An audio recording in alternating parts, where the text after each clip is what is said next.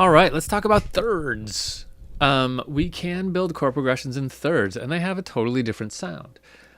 Also, they can be done in a sequence, just like the diatonic chord progression, where we'll cycle through all the chords in a key. Let's take a look at what that looks like. Let's stick to C major. Let's make sure we're in treble and bass clef. That's lovely. And let's just do it. I'm just going to stick to the treble clef this time so that I stay out of trouble. Oops. Okay. C major. Now, one of the main differences in thirds is that we can go up or down. So we saw that in the fifth progressions, we were doing descending fifths, right? And we talked about ascending fifths being just not very effective. In third progressions, we can have descending third progressions or ascending third progressions, and they can be kind of equally as effective. So let's do a descending fifth progression, a descending third progression. So if we start out, if we call C1 and we go down by a third, our next chord is going to be A, which we would call 6, right? Then we go down by a third, we're going to have F, which we would call 4, right? We go down by a third, we end up on D. That gives us a 2. Go down by third again, we're going to jump right over tonic and get to our 7, our diminished chord. We go down by third again, we're going to get to G, which we call our 5. And we go down by third again. I'm just going to keep going. What the heck? I'm going to keep going down rather than jump up. From G, let's jump down to bass clef. So this note is that note. We're going to get to E, which is our third. And then we go down a third from our E chord. We get back to tonic. Okay? So the pattern ends up being 1, 6, 4, 2, 7, 5, 3, 1. Let's just hear it, and then we'll play with our inversions a little bit.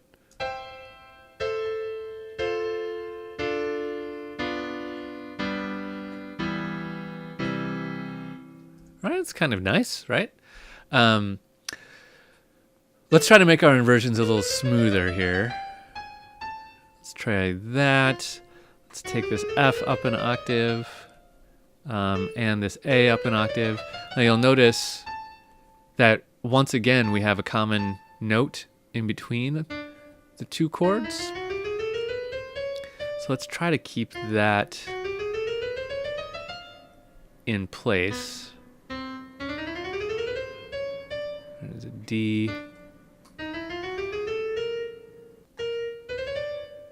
We actually have two common notes. So we have two common notes here, so it's really just this one note that changes.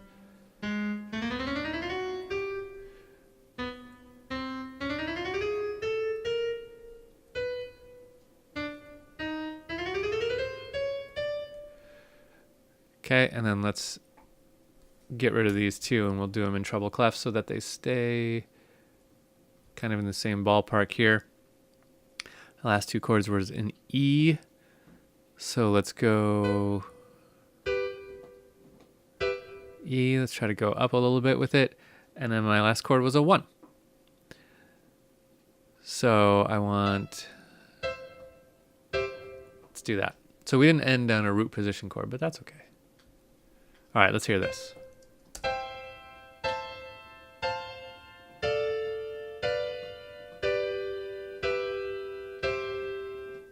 Right? So having those two notes in common makes it a really fairly smooth way to cycle through all our chords.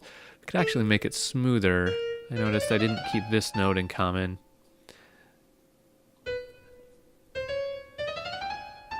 And then we could do this, which gets us even closer. So now it's going to sound like we're going up, even though we're not. I'm just using these common tones. We're still doing descending thirds.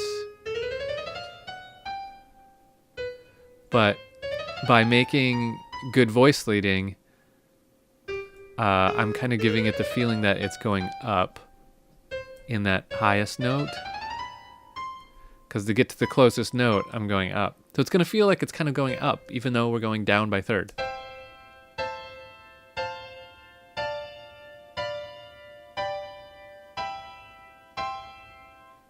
Right? Descending thirds, but feels like it's going up.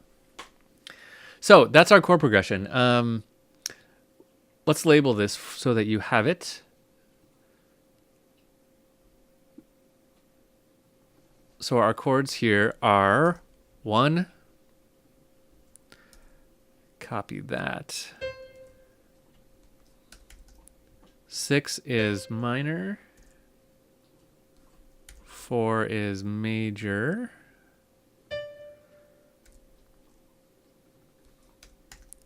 2 is minor. And here is our diminished 7. And then we're back to our 5 chord.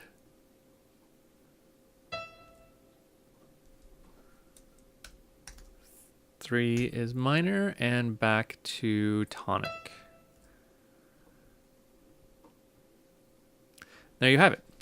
The descending third sequence.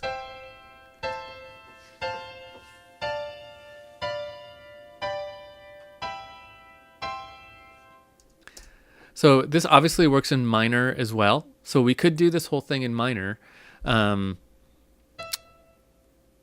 Let's take a quick look at what it looks like in minor, and then let's play around with an ascending third sequence.